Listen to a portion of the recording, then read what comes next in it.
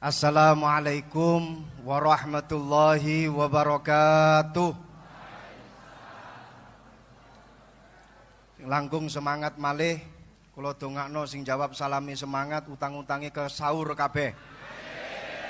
Kula dongakno sing jawab salami semangat insyaallah bojone tambah istiqomah maksud kula, tambah sakinah, tambah mawaddah, tambah rahmah, tambah omah, tambah sawah, tambah mamah. Assalamualaikum warahmatullahi wabarakatuh.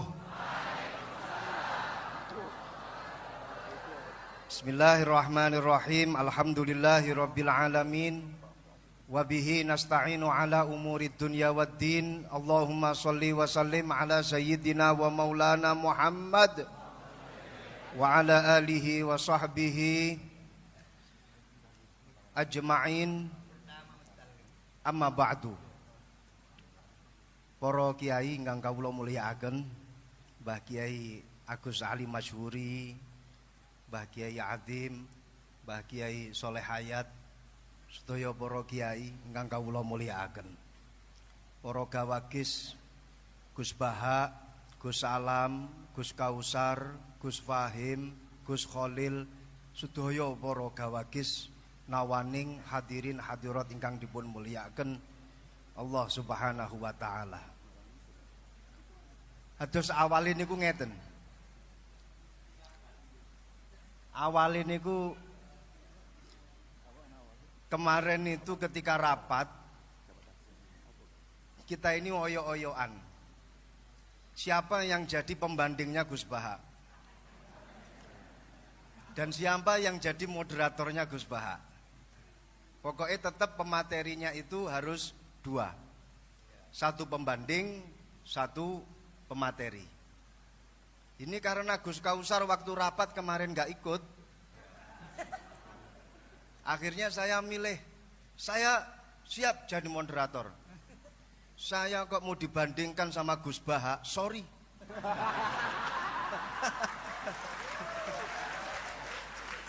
Bukan level saya. Bukan level saya siap jadi moderator. Saya kalau dibandingkan sama Gus Baha, itu sama saja kamu membandingkan bainas sama was sumuris sad. Kamu sama saja membandingkan antara langit sama sumur sad. Jadi akhirnya kemarin keputusan rapat, saya berhasil memegang tongkat moderator dan pembandingnya Gus Baha ini adalah Gus Kausar. Dan acara ini aneh, moderatornya ditaruh di tengah. Pematerinya yang pertama sudah paring dawuh Gus Kausar. Jadi nanti jenengan kalau ada pertanyaan kepada Gus Kausar monggo. Setelah itu nanti setelah saya nanti Gus Baha. Jadi saya posisi moderator dan alhamdulillah ketika kemarin rapat saya berhasil menentukan diri sebagai moderator. Salah dhewe Gus Kausar mboten hadir ketika rapat. Dan ini memang cepet-cepetan kemarin. Ketika rapat itu cepet-cepetan. Saya bilang kepada Mas Dosi, saya harus moderator. Bukan bandingan saya itu Gus Baha. Sorry. Sehingga saya ini tugasnya untuk menghidupkan acara ini, sedangkan Gus Kausar nanti yang insya Allah akan dihisap oleh Gus Baha.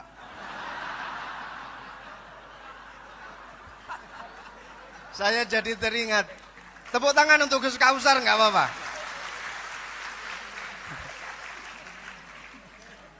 Saya jadi teringat di dalam kitab Yaqutun Nafis, Syarah Yaqutun Nafis. Itu ada satu cerita yang ditulis oleh Al-Habib Ahmad Umar Asyatiri. Habib Ahmad bin Umar Asyatiri ini diperintah oleh gurunya Al-Habib Abdullah bin Umar Asyatiri. Habib Abdullah Asyatiri romonipun Al-Habib Salim Asyatiri, Al-Habib Hasan Asyatiri. Beliau nulis kitab Yaqutun Nafis. Kitab ini disyarahi oleh putra beliau yang bernama Muhammad bin Ahmad Asyatiri. Di situ beliau menceritakan ada seorang sayyid ini punya dua amat. Suatu ketika dua amat itu diajak tidur bersama. Amat, saya tidak akan menjelaskan amat itu apa dan apa yang dilakukan oleh sayyid dengan kedua amat itu. Tapi yang jelas ini bukan kasus milkul yamin yang ada di Jogja, lain. Ini dua amat betul-betul difungsikan oleh seorang sayyid tadi itu. Ketika dua amat itu sudah tidur di samping kanan kiri si sayyid, amat yang sebelah kanan itu berusaha menghidupkan apa yang sebelumnya itu masih tidur. Enggak usah saya sebut. Setelah yang mati sebelumnya itu hidup, amat yang satunya yang sebelah kiri itu langsung naik ke atas dan menikmati yang sudah hidup tadi itu. Akhirnya kedua amat itu berdebat. Kamu kurang ajar, kok sudah bisa memakai padahal saya yang menghidupkan. Di dalam bab Ihyaul Mawat, barang siapa yang menghidupkan bumi yang masih mati, maka dia berhak untuk SHM. Berhak untuk punya surat hak milik itu. Amat yang kedua bilang, enggak bisa. Di dalam babus soed, kalau kita sedang berburu, siapapun yang berburu, tapi kalau dia yang mengenai sasarannya, maka dia yang menikmati. Ini kedua amat berdebat. Yang satu dengan hujah Ihyaul Mawat, yang satu dengan hujah babus soed.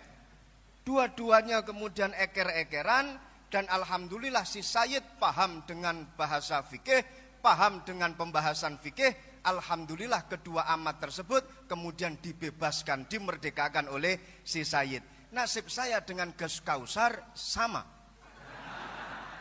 Saya yang Ihyaul Mawat, beliau yang soed.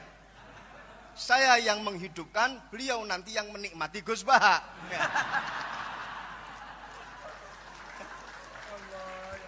Semoga Gus Baha bisa memerdekakan kita berdua.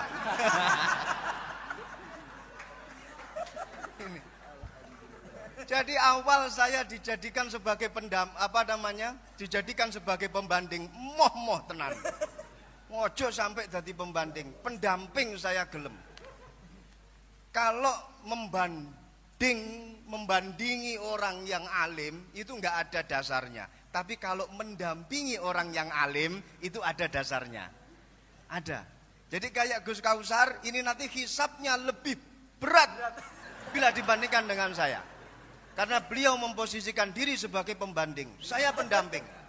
Kalau pendamping berarti dapat ganjaran karena mendampingi Gus Baha. Jelas mujalasah ma'al ulama ini jelas ayu julasa una khair ya Rasulullah. Jalsah yang bagaimana yang bagus ya Rasulullah? Dijawab yang pertama, jalsah yang bagus man dzakarakumullah ru'yatuhu. Kamu kalau melihat orang itu terus ingat kepada Allah, kamu berarti dalam jalsah yang bagus. Lah panjenengan lihat Gus Baha kan langsung ingat kepada Allah. Minimal kerentek nang jero ati, kok yo enek makhluke Gusti Allah kaya kene iki.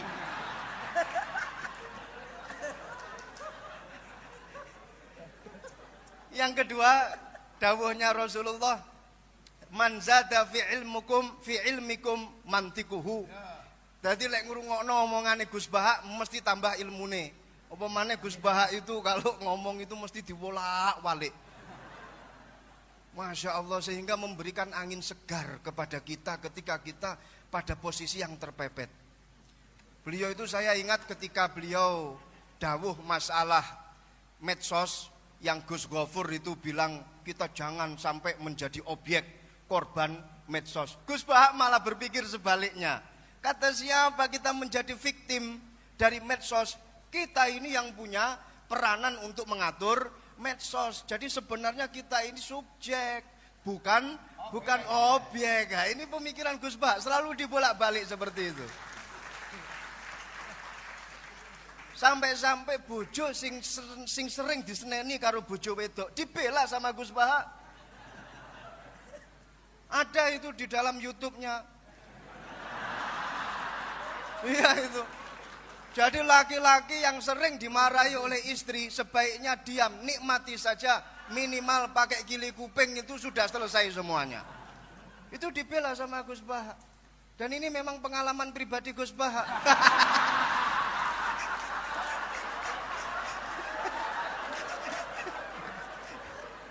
Itu yang saya herankan. Ngono kuwi lho ya nemu dalile. Inna aksara ahlil jannah al-bulhu. Ngono ya digawe. Sesungguhnya penduduk terbanyak di surga itu wong-wong goblok. Ya Allah, sampai wong goblok ya dibelani karo Gus Baha. Jadi memberikan angin segar kepada kita-kita yang bodoh. Kelak nanti di akhirat kita akan reunian di surganya Allah. Amin, amin. Jadi ini saya melihat beliau ini sudah ahlul hikmah. Tapi bukan hikmah masalah perdukunan, bukan. Ahlul hikmah. Sudah apa namanya at-takamul fil fahmi al-aqiq wal ma'rifah wal khibrah. Jadi antara pemahaman beliau dengan ma'rifat beliau, muga-muga jadi wali, minimal wali murid. Dan juga khibrah, pengalaman beliau ini sudah tampak semuanya. Ini intelektual yang sebenarnya ya seperti Gus Baha ini. Jadi nggak usah melihat casingnya saja, yang penting pulsanya. Nggak usah melihat casing. Beliau ini adalah the real intellectual person who engage in critical thinking, research, and apa namanya reflection about society. Rodok lali nih. Gus ini Gus Baha ini niki. Jadi duwe pemikiran kritis, terus matur ngoten duwe pengalaman, sampai pengalaman karo bojo ya sak pirang-pirang. Diseneni bojo ya tetep meneng wae. Muga-muga dikancani karo singa loro kaya dene Imam Ahmad Al-Badawi. Beliau ini kemana-mana selalu bawa pengawal. Yang mutu-mutu ini bawa pengawal. Sudah itu sebagai pengantar pendamping. Sekarang kita masuk pada materi inti. Monggo Gus Baha, jenengan mau ngomong apa saja monggo.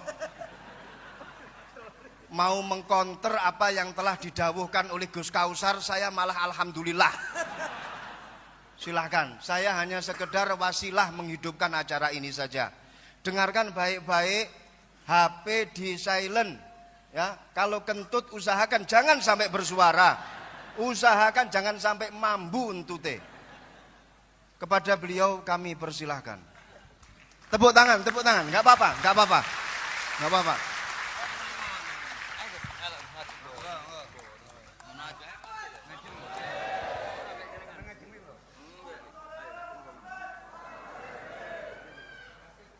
Mendamping.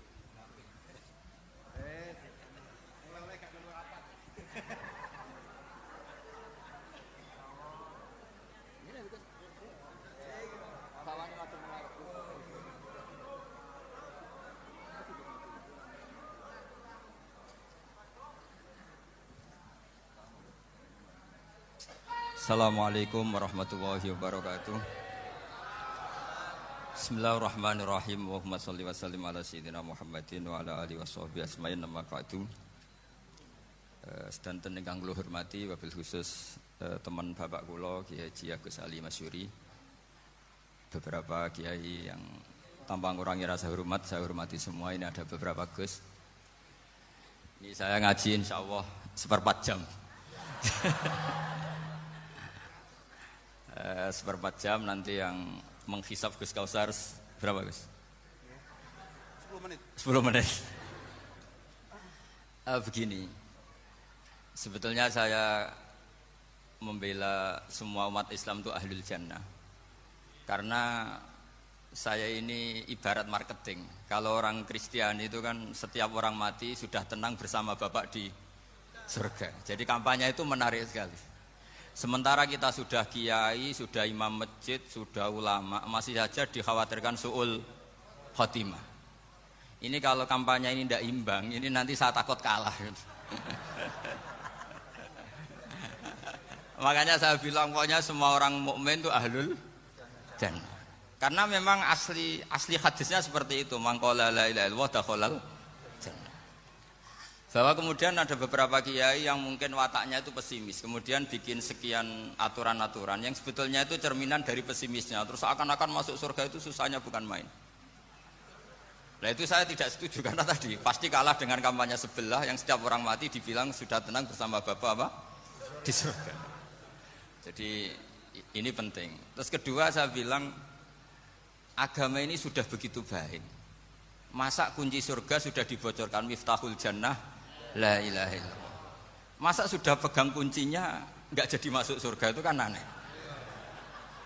Ya sudah masuk saja, tapi tidak usah minta bantuan saya, masuk aja. Kan sudah pegang kuncinya.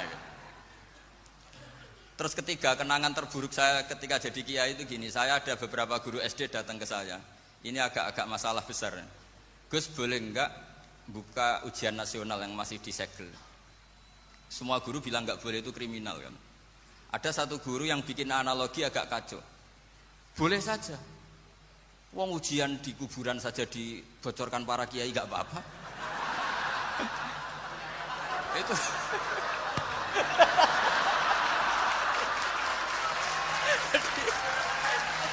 tapi ini kriminal ya. Perhatian kepada kiai, nggak boleh memukul pemateri.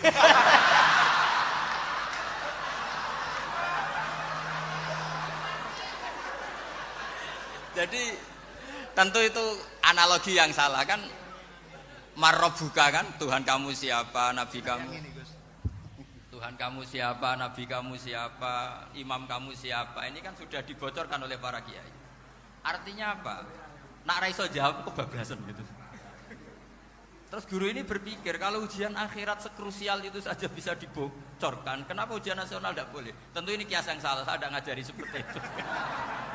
Tapi saya ngajari ke kalian betapa mudahnya masuk surga. Kunci jawaban sudah dikasih, kunci pintu masuk sudah dikasih. Kok sampai tidak masuk, ini kebablasan. Paling salah gurunya. Jadi ini kenapa saya sering cerita orang mukmin semuanya itu min ahlil jannah. Itu saya jamin. Sama tidak usah takut su'ul khotimah, tidak usah takut berlebihan seperti itu. Karena setahu saya, setidaknya saya mewakili ulama zaman ini. Rata-rata guru kita ini bermadhab syadzili dalam berkeyakinan berpikir tentang Allah.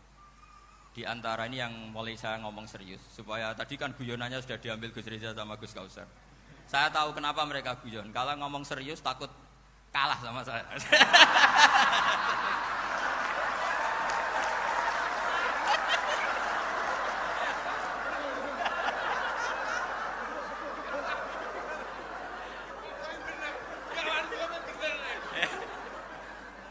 Karena saya ini sudah terkenal pemikir serius, jadi artinya itu satu kepintaran, mengalihkan. Ya, oh ya, sudah itu satu kecerdasan. Tidak hanya ngalim tapi betul cerdas. Jadi itu bukti beliau-beliau ini cerdas itu. Saya berpikir begini, ini madhab Syadzili. Kita semua tentu Syadzili karena kita semua ngaji kitab hikam. Kita tahu kitab hikam itu muridnya Abul Abbas Al-Mursi. Abul Abbas Al-Mursi muridnya Syekh Abil Hasan apa? Asy-Syadzili. Saya masih ingat betul makalah itu dan saya ulang-ulang. Setiap saya ngajar di sarang saya ajarkan ini. Kilali kata Abul Hasan Asy-Syadzili, saya pernah dapat hatif, dapat semacam ilham. Apa makna min syarril waswasil khannas? Itu kata beliau dijawab oleh hatif itu. Hatif itu nggak perlu diterjemah tadi ada karena tadi diajarin itu. Apa yang dihidupkan itu nggak perlu dijelaskan.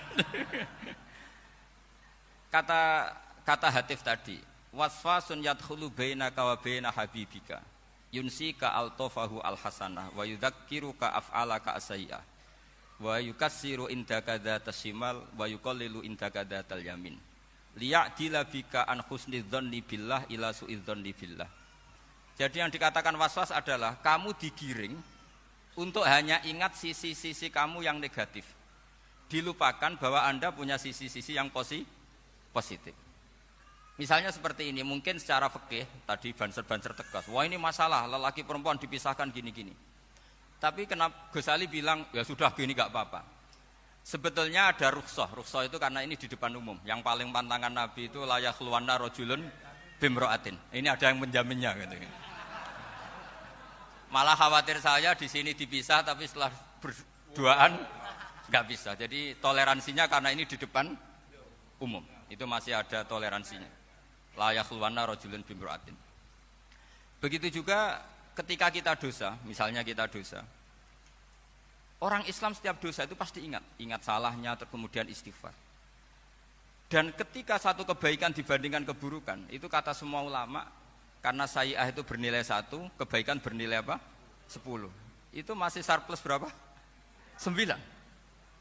Jadi itu cara berpikir Abu Hasan Asyadzili.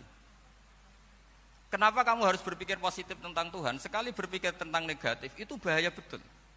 Misalnya begini, kamu berpikir tak rewangi jadi kiai, sujud, rukuk, ternyata aku tetap mlebu neraka. Gunane apa? Itu menurut saya kan enggak punya akal. Sujud itu satu kelaziman menghamba kepada Allah. Normalnya seorang hamba itu ya sujud. Kemudian gara-gara kamu ingin masuk surga, terus logika kamu dibalik. Gunanya apa saya sujud? Ternyata saya masuk neraka. Itu pertanyaan yang benar-benar bodoh dan itu menjadikan Allah benci. Logikanya dibalik begini. Ini saya ngomong serius karena ini bentuk kemenangan saya ini bentuk kemenangan saya. Saya berkali-kali ngomong di kota pelajar di Jogja karena banyak pengujinya juga. Bukan sekedar pendamping tapi penguji. Banyak yang profesor, bukan sekedar doktor, banyak yang profesor. Jadi ya ini dok. Begini. Saya pernah ditanya sama seorang dosen, Gus, saya ini ngaji hadis banyak, tapi ada yang saya tidak paham, yaitu mangkola la ilaha illallah dakhalal jannah, ada kalimat wa in zana wa in saraka. Meskipun pernah zina, pernah maling. Ini kan seakan-akan mentoleransi perzinaan dan pemalingan.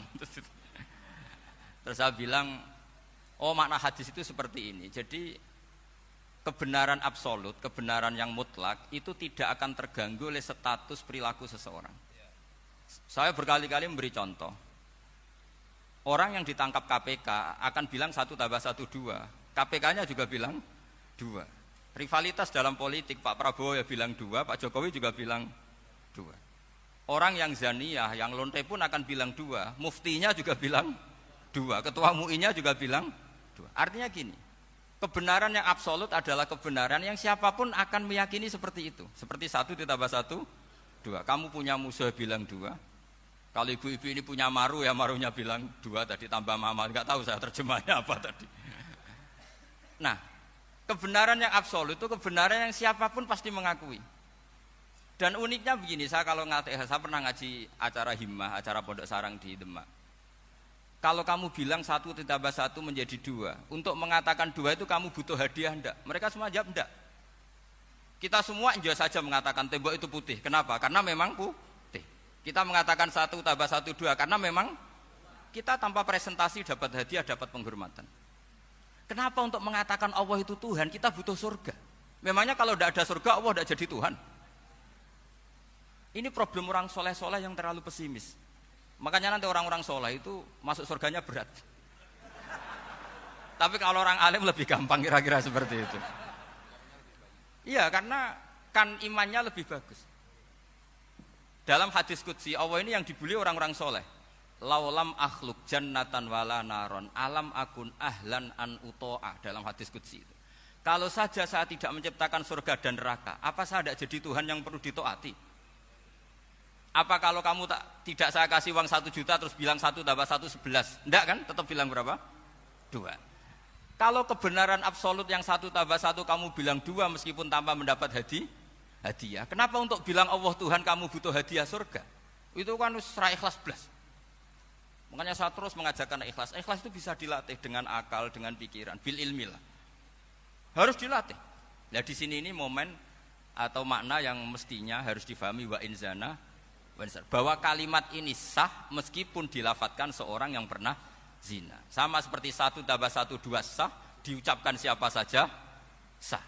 Dan siapapun akan mengucapkan itu secara ikhlas. Ini penting saya utarakan. Sehingga setelah ada firqah-firqah takfiri yang mengatakan orang megang keris itu syirik, ke kuburan syirik, ini syirik. Itu salah besar. Salahnya adalah tadi kalimat-kalimat atau kebenaran-kebenaran absolut ini sudah jadi sibghata wa man ahsanu minallahi sibghah. Kalimat ini begitu absolut di hatinya orang mukmin. Sehingga ketika terganggu oleh hal-hal yang adat istiadat kayak pegang keris, kayak apa, ini tidak mengganggu. Tetap kualitas iman ini di atas keyakinan adat membawa apa keris. Kalau orang membawa keris menjadi syirik karena percaya sama makhluk. Orang misalnya kejawen kalau nggak bawa keris nggak nyaman. Orang kota itu kalau nggak bawa ATM juga nggak nyaman. Itu tidak dihukumi syirik. Kamu pergi lupa bawa HP nyaman enggak? Enggak, kenapa enggak dihukumi syirik?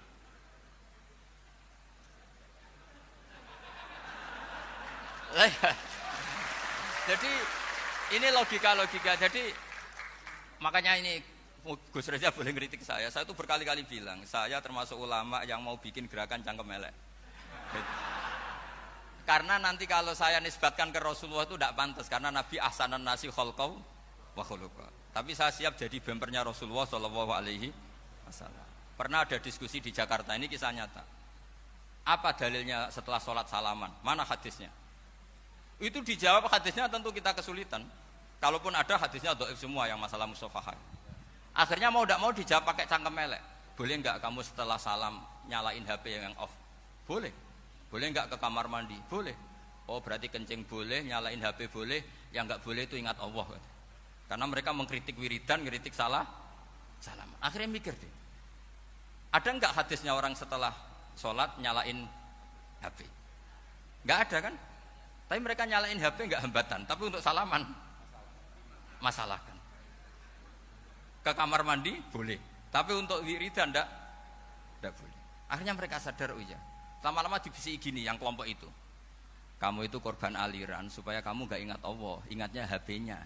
Sehingga orang wiridan kamu kritik, orang nyalain HP enggak kamu kritik. Itu kelompok itu adalah kelompok orang-orang yang supaya orang Islam itu lupa Tuhannya. Itu gerakan cangkem elek, tapi jadikan orang sadar. Jadi ini penting. Jadi kalau kamu tidak bisa bela agama dengan jalan yang lurus karena tidak bakat itu, nggak apa-apa pakai cangkem elek tadi. Karena nggak mungkin gerakan ini dinisbatkan kepada Rasulullah Shallallahu Alaihi Wasallam. Kalau soal sanad, saya punya sekian sanad tentang itu, tapi tidak usah kamu ikuti. Ada orang tanya, ya, Pak Kiai kalau setan dibakar di neraka panasan enggak? Ya panasan. Lo kan setan dari api, ngapain harus panasan? Kan materinya sama. Terus Kak Kiai tadi gak kesulitan, dia ngambil pasir, disawero di wajahnya. Wah sakit Kiai, kamu kan dari tanah, kena tanah kok. Jadi itu ada sekian, artinya gini ya, kalau kesulitan jawab pakai baik-baik ya sudah pakai cangkem elek itu aja kan. Tapi tentu kan gerakan ini tidak mungkin dinisbatkan kepada para nabi. Tapi saya pastikan meskipun nggak bisa dinisbatkan kepada para nabi dari segi cangkem elek tadi, tapi secara semangat itu sama. Saya punya sekian contoh. Benar Gus Riza tadi gojlok saya ngawur-ngawurnya itu masih punya sana. Itu pas saya ngawur pun masih punya apa? Sana. Nabi Ibrahim itu ketika faja'alahum juzatan illa kabiralahum itu si berhala paling besar dikasih kapak. Ketika mereka geger, ini siapa yang memecahkan berhala-berhala kecil? Kata mereka, sami'na fata yadhkuruhum yuqalu lahu Ibrahim. Ya kira-kira Ibrahim lagi. Terus setelah Ibrahim didatangkan, siapa yang melakukan ini semua? Ini jawaban Nabi Ibrahim, bal fa'alahu kabiruhum hada. Ya tanya yang bawa pedal, saya kan enggak bawa. Terus kata orang-orang, otak kamu itu di mana? Masa berhala disuruh nanya, kan enggak bisa ngomong. Ibrahim kembalikan, uffil lakum walima ta'buduna min dunillah. Lalu otak kamu di mana? Sudah tahu enggak bisa ngomong kok disembah gitu.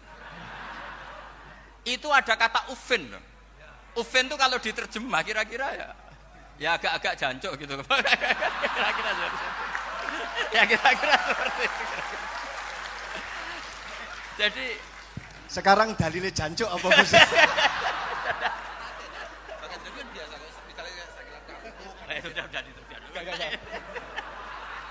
Gimana? Jancuk itu dari daksu, dak tinggalkanlah suan perkara sing elek. Krono ilate wong Surabaya kakean rawon, akhirnya ngomongnya jancuk. Gitu.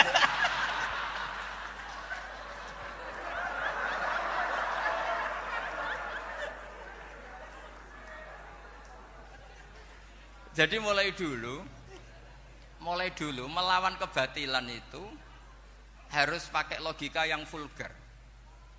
Karena memang nggak mungkin dengan bahasa-bahasa priayi itu tidak mungkin. Dan ini penting saya utarakan. Nah, kalau nanti nggak mungkin dinisbatkan kepada Rasul karena Nabi adalah ahsanan nasi khalqa wa khuluqa, kita yang ngambil alih saja. Gus Reza, saya, Gus Kausan ini cara cangkem elek kan pantas. Luas. Selain bakat ya sudah natural. Karena memang itu cara kita menjelaskan kebenaran. Saya ulang lagi, itu cara kita menjelaskan apa? Kebenaran. Mau tidak mau. Saya pernah ditanya sama seseorang, Gus, beberapa nabi itu kan poligami. Poligami itu bukti hipersek. Karena yang tanya itu orang nasionalis yang nggak pati senang Islam. Terus tak balik tanya, perempuan itu makhluk lemah enggak? Ya lemah. Kalau nolong lama satu itu gimana? Ya baik. Kenapa nolong dua jadi tidak baik? Harusnya kalau nolong tiga tidak baik. Tapi saya tidak dukung poligami. Enggak. Ini cerita. Setidaknya mereka jadi ingat. Saya itu pernah ditanya agak-agak orang ateis.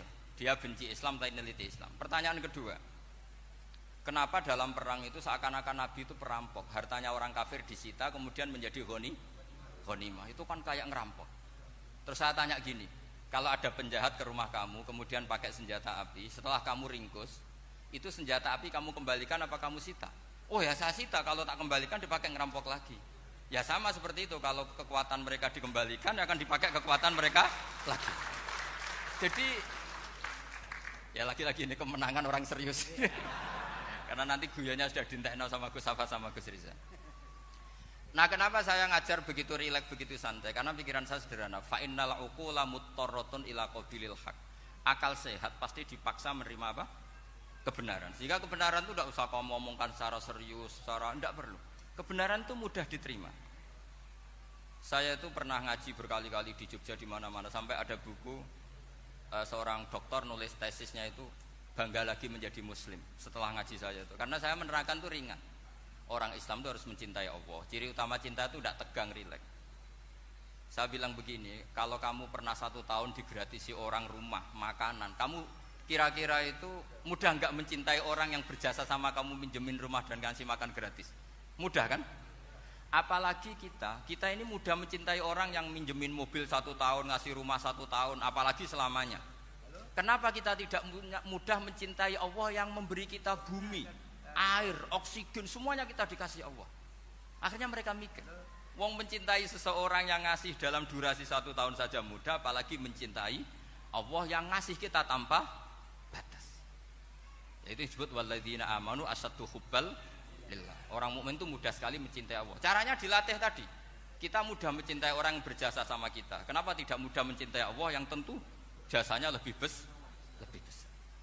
Nah, karena akhir-akhir ini banyak orang yang terlalu nazir, terlalu kata Nabi kan basyiru walatu nafiru yasiru walatu asiru. Sehingga saya bikin gerakan. Pokoknya semua orang mukmin pasti masuk surga. Nanti soal ada kesalahan-kesalahan kecil yang menjadikan orang su'ul khotimah itu sifatnya kehati-hatian. Jangan menjadi hukum. Hati-hati itu tidak menjadi hukum. Kalau kamu nyupir hati-hati itu bukan berarti pasti kecelakaan. Enggak. Hati-hati itu ya hati-hati saja, tidak menjadi hukum. Ini penting saya utarakan karena kubu sebelah kampanyenya sudah tadi, setiap mati mesti tenang bersama Bapak di surga. Sementara kita mau kampanye, kamu sholat tidak mesti diterima, haji tidak mesti diterima, jadi kiai tidak mesti masuk surga. Coba kalau kita kampanye gitu terus, yang mau jadi muslim itu siapa? Jadi ini sudah tak perhitungkan matang-matang, saya milih mazhab seperti itu.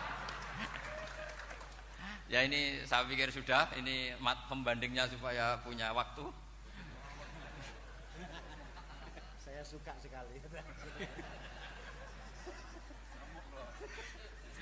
Nah ini yang sesi terakhir ya, sesi terakhir. Saya akan cerita fikih karena Nyun sewu Gus, ada iklan sebentar dari ibu-ibu. Pentolan mic kurang dekat ke mulutnya Gus Baha. Sehingga suaranya tidak terdengar sampai ke belakang. Oh, gitu. Pentolannya didekatkan Gus ke mulutnya. Ini kalau ngomong konotasinya itu mesti nyerempet. Sudah apa ya? Sudah ahlinya di situ. Ya malah ada di situ.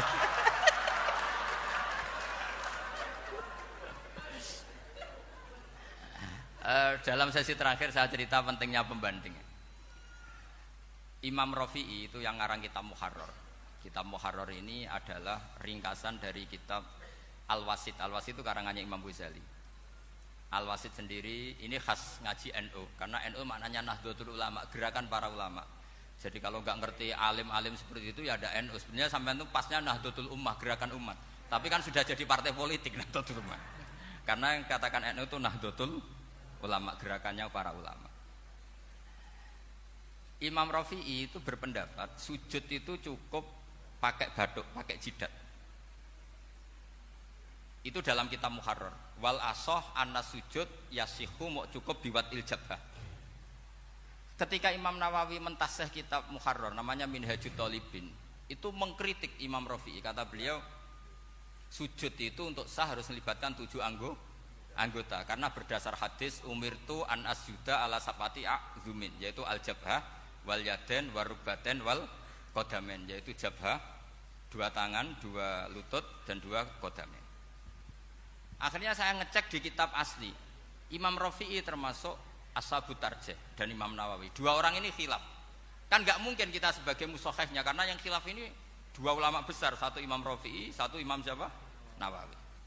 Kita tidak bisa hanya ngikuti Fathul Mu'in yang mengatakan idza ikhtalafan Nawawi war Rafi'u qudiman Nawawi, tidak bisa, karena Imam Nawawi ini sering nginduk sama kitabnya Imam Rafi'i karena senior Imam Rafi'i. Setelah saya cek di kitab kitab asli Mamba ya, satu sumbernya semua madzhab apa?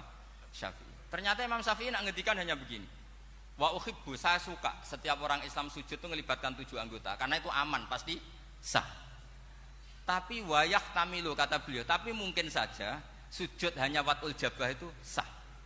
Kenapa? Kata Imam Syafi'i, liqaulihi sallallahu alaihi wasallam atau li du'aihi apa sallallahu alaihi wasallam fi sujud sajadalaka wajhi wa sam'i wa basari. Nabi ketika sujud itu hanya berdoa, ya Allah sujud kepada engkau wajhi wa sam'i wa basari. Nabi tidak menyebut wayadi wa rukbati wa qadami. Sehingga saya berkali-kali bener kata Gus, saya ini pembela umat sing sujude 7 anggota ya tak lem pantes dadi Rais Suriah. Itu. Yang sujude bathuk tok ya tetap sah ngikuti mazhabnya Imam Rafi'i. Meskipun itu tidak saya anjurkan. Tentu tidak saya anjurkan. Alasannya Imam Syafi'i tadi, Rasulullah pernah berdoa dengan kata-kata sajadalaka wajhi, bukan diteruskan wayadi warubati wakoda. Sehingga fal khilaf huna bakin ala khiddati kalau dalam bahasa fikih. Khilaf biar tetap sesuai aturan khilaf masing-masing. Enggak perlu kamu menggugurkan pendapat Rafi'i yang mengesahkan sujud hanya pakai jabah. Ini penting karena tadi seperti saya katakan, yang sujud anggota pitu ya masuk swarga mergo pintere, sing nganggo bathuk tok yang mlebu swarga mergo gobloke tadi, karena aksaru ahlil jannah al-bulbu. Nah ini mazhab saya. Jadi saya itu ingin umat Islam itu baik-baik saja. Ya. Karena tidak mungkin lah kita tidak bela Islam di zaman akhir, tidak mungkin, karena di kubu sebelah kampanyenya sudah seperti itu. Kalau kita ngomong ikhtiyat, kiai ra mesti mlebu swarga, sing salat ngethuk ra mesti husnul khotimah, wah kan jadi repot. Saya ini pengagum teori ikhlas, dilatih bil ilmi, saya ulang lagi, dilatih bil ilmi. Saya ini malunya tadi saya mengatakan 1 tambah 1 2, itu meskipun tidak ada yang memberi hadiah tetap saya katakan 2. Saya mengatakan air itu dingin, tidak ada yang ngasih hadiah, saya akan bilang kalau air itu dingin, kalau api itu panas. Untuk hakikat-hakikat seperti itu saja saya jujur tanpa ingin imbalan. Tapi ketika hakikat mengenai Allah kok saya minta imbalan surga dan neraka, ini apa-apaan? Kira-kira gitulah, Rais Suriah macam apa gitu.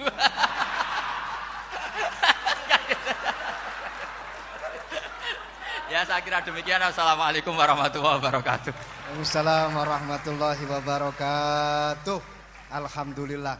Baru kali ini ada seminar yang dikritik terus sama pemateri itu pendampingnya. Mestinya pembandingnya. Tapi luar biasa para milenial semuanya, Masya Allah, terlihat wajah-wajah surga di majelis ini. Walaupun toh yang hadir tidak semuanya milenial, ada post milenial juga di sini. Ada yang Gus dan juga ada yang Kiai. Kalau Gus biasanya kan masih bisa tolah-toleh, kalau Kiai harus fokus. Tapi yang paling fleksibel di PWNU Jawa Timur, yang paling enak itu adalah beliau, Kiai Haji Agus Ali Mazhuri. Enake pripun? Dadi kiai ya iso, dadi Gus ya iso. Itu posisinya paling enak di antara pengurus-pengurus yang lain. Tepuk tangan untuk beliau, enggak apa-apa. Langsung saya buka pertanyaan. Yang ditanya 2 orang, jangan pendampingnya. Yang ditanya 2 orang. Kalau enggak Gus Baha, Gus Kausar. Saya hitung sampai 10, enggak ada pertanyaan, kita tutup dengan doa. 1, 10. Ada yang 2 mawon nggih, pertanyaannya 2. 1, monggo. Yang perempuan, saya ingin yang perempuan, monggo. Ada 2. Silakan.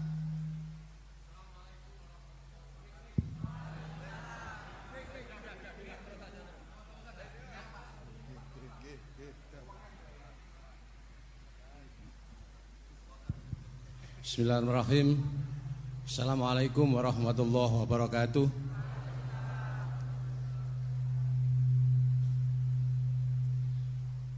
Yang saya ingin tanyakan kepada Gus Baha, saya itu sering ngaji lewat YouTube panjenengan Gus.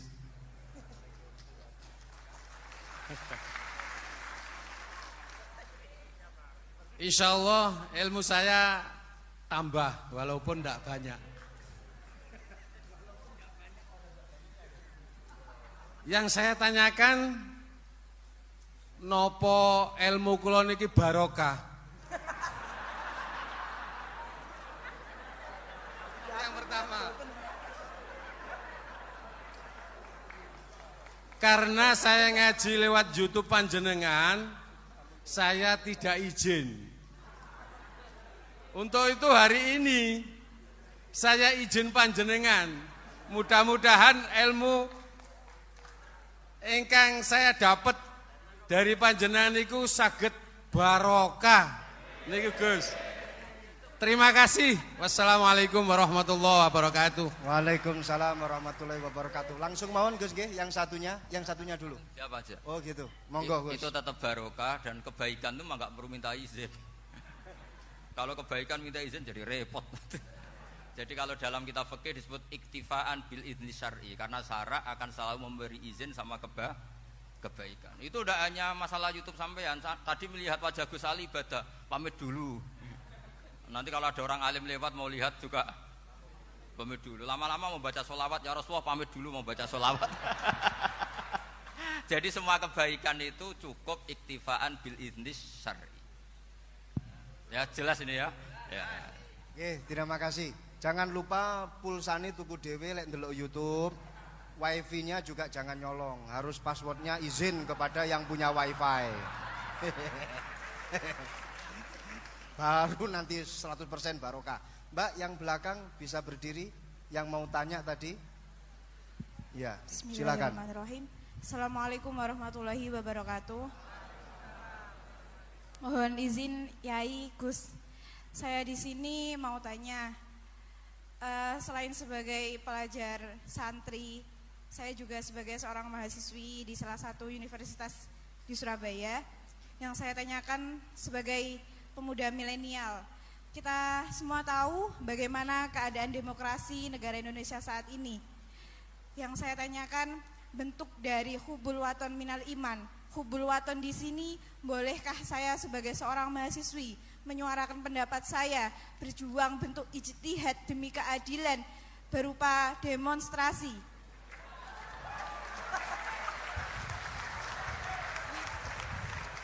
Ngapunten. Yang saya tanyakan di sini, bagaimana menurut Gus, apakah saya melakukan demonstrasi ini sudah baik atau sangat baik atau mungkin perlu dikaji kembali? Terima kasih. Wassalamualaikum warahmatullahi wabarakatuh. Hubungan antara demonstrasi dan hubbul wadon minal iman. Hah? Oh ya, hubbul waton minal iman. Monggo Gus.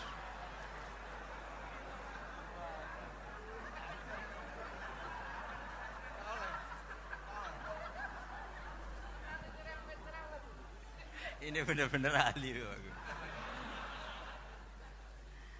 Begini kan, demonstrasi itu kan makna pokoknya itu kan apa? Memperlihatkan. Makanya demonstrasi kekuatan maknanya ya show, ya, memperlihatkan satu apa? Kekuatan. Sehingga kalau dalam Islam itu ya fleksibel, asal itu tidak merugikan orang lain, tidak anarkis, tidak madarat bagi kelompok lain tentu boleh. Bahkan kalau tidak apa? Menyuarakan suara kita tentu dengan cara-cara yang tetap islami ya, Itu malah kita disalahkan karena berarti tidak ikut bertanggung jawab terhadap proses bernegara. Tapi tentu disuarakan secara konstitusional dan secara baik. Kemarin pas demo di Jogja yang rame itu masalah rancangan KUHP itu rektor UI juga ketemu saya pamit, Gus mau demo aja. Ya tapi yang baik dan sopan kan. Karena begini ya. Di Quran itu ada ayat walau la dafu nasa ba'dahum bi ba'dil fasadatil ard. Jadi kekuatan manapun itu harus dikontrol. Tentu kontrol itu macam-macam. Tapi tentu saya ulang lagi, jangan anarkis, jangan melakukan sesuatu yang kontraproduktif. Jadi menurut saya pernah ditanya, Gus kalau pemerintah itu didukung 90% rakyatnya bagus enggak? Ya bagus, berarti presidennya hebat, didukung mayoritas rakyat. Kalau hanya 55 ya bagus, presidennya biar tahu, biar hati-hati karena dipilih separuh lebih sedikit gitu. Lah kok bagus semua? Ya emang harapan kita sama Allah semuanya baik semua kata saya gitu. Jadi susahnya apa sih kita melihat sesuatu itu asal agama ini kan gampang, asal tidak maksiat itu baik. Asal gak maksiat itu baik. Makhuyira Rasulullah bina amroini lakhtaro aisarahuma malam yakun isman. Jadi demo itu bukan, nah kalau demo yang diharamkan sebagian fatwanya ulama tentu yang maknanya yang anarkis. Kalau yang dihalalkan tentu maknanya yang tertib. Itu biasa dalam hukum fikih. Rasulullah ngendikan A, mahmalnya seperti ini. Rasulullah ngendikan B, mahmalnya seperti ini. Karena kadang ngendikanin Nabi cara zahir itu berlawanan. Misalnya Nabi ditanya, amal paling baik apa ya Rasulullah? Nyaur utang gitu. Karena biasa yang ngemplang mungkin yang tanya itu tukang. Tapi kadang Nabi jawab birrul walidain. Kadang jawab as-sholat li awwali waktiha. Karena penanyanya ini beda. Cinta pun gak tahu sholat. Gimana? Cinta pun gak tahu sholat. Ya, cinta kok ora tahu sholat kata beliau. Kan gitu. Jadi ini penting saya utarakan karena zaman Nabi itu ya biasa Nabi misalnya ngendikan sesuatu gitu. Terus ada juga sahabat yang memperlihatkan pendapatnya. Tapi tidak niat bantah. Masyhur itu dalam tarikh. Saya beri contoh yang masyhur itu. Nabi pernah sholat duhur itu 2 rakaat. Sebagian riwayat mengatakan asar, tapi yang lebih kuat itu duhur. Setelah 2 rakaat Nabi sholat, itu akabiru sahabat papan atas itu sudah ada yang ngendikan karena mereka sopan semua, tahu etikal. Setelah Nabi pulang sudah dekat pintu, ada sahabat yang berdiri. Ya Rasulullah, aku siroti sholatu amnasita. Ini sholat model kosor, apa engkau lupa? Tapi sahabat yang nggak tanya, ini niatnya malah lebih agak-agak buruk. Baguslah kalau sholat terbaru 2, berarti besok ya 2. Karena pakai teori nasah mansuh, berarti hukum itu pakai yang terbaru. Jadi gayanya tidak tanya, tapi lebih sama mungkin yang setuju undang-undang tadi ya tentang rumah tangga. Kalau istri nggak mau dikumpuli tetap dipaksa, nanti suaminya bisa dilaporkan ke pengadilan gitu. Saya pasti mikir saya bukan masalah pengadilannya, pasti istrinya cantik. Kalau jelek kan nggak mungkin dipaksa. Ini ketularan ya. Jadi saya cara berpikir tuh, jadi tak pikir lucunya saja, bukan pikir serius. Ketularan ya, sudah ketularan ini. Karena keburukan itu mudah nular. Akhirnya Nabi kembali lagi, enggak, kullu dzalika lam yakun, semua itu enggak terjadi. Tapi Nabi sebagai orang yang sangat, ya sebenarnya enggak boleh dibahasakan sangat demokratis, sangat bijak. Nabi kembali lagi ke mimbar terus tanya, ahakun maqalahu dzulyaten, apa betul yang dikatakan dzulyaten tadi? Kata sahabat semua, betul ya Rasulullah, tadi engkau sholat hanya 2 rakaat. Nabi kemudian takbir lagi, meneruskan 2 rakaat terus salam. Artinya kalau demonstrasi itu dengan makna mengutarakan pendapat dengan cara yang dijamin konstitusi, ya itu kan normal-normal saja, nggak ada masalah. Saya pernah derekno bapak, itu ada pertanyaan yang benar-benar mengusik saya. Ada orang miskin datang ke bapak, Pak Yai, dadi wong melarat ora enak. Sajane ya wis suwe dadi wong melarat ora enak. Itu pas Ramadan. Kenapa kata bapak? Bapak saya itu teman akrabnya Gus Ali, itu senengannya ya guyon, mau meninggal aja masih guyon. Bapak itu guyon terus. Kenapa ya? Sudah puasa nggak makan, buruh orang macul itu kan berat. Mau istirahat nggak boleh karena buruh orang. Enak jadi wong sugih puasa diam di rumah gini-gini terus. Terus kata bapak saya gini, enak wong melarat. Jadi wong sugih nak puasa berat. Kok sakit ya? Esok mangan pecel, awan rawon, engkok sore sidik sate. Jadi yang harus ditinggalkan itu banyak. Nak sampean kan biasa meninggalkan itu semua. Semenjak itu dia, oh iya, nak ngono podo-podo abot. Jadi hasutnya pada orang kaya terus nggak ada. Nah ini pentingnya ilmu, jadi pentingnya berdamping tadi itu. Setelah diberi jelasan, oh maturuni ternyata podo-podo abot gitu. Dia nggak tahu susahnya jadi orang kaya. Ya sama seperti tadi, yai saya puasa, kerja gini-gini, bojo sitok elek, terus dari yang bojone 4 cantik semua abot aku. Karena harus ninggalkan 4 yang cantik tadi, yang bisa menghidupkan tadi itu. Itu kan juga demonstrasi, artinya mengutarakan apa yang. Jadi itu saya pikir seperti itu. Ya ini pokoknya gitu aja ya. Assalamualaikum warahmatullahi wabarakatuh. Waalaikumsalam warahmatullahi wabarakatuh. Tepuk tangan untuk beliau. Kita doakan semoga beliau sehat walafiat, panjang umur, jembar rezeki, jembar urip, jembar awak, tambah rezeki, tambah bojo. Doa dari Kiai Agus Salim Masyuri. Saya serahkan kepada Gus Salam. Gus, ini mau dilanjut? Enggak usah khawatir, jenengan enggak akan dihisab. Iya, ini dilanjut atau sudah off sampai di sini? Sambun? Sambun? Lanjut? Gus Bah, ada acara pesawat jam berapa nanti, Gus?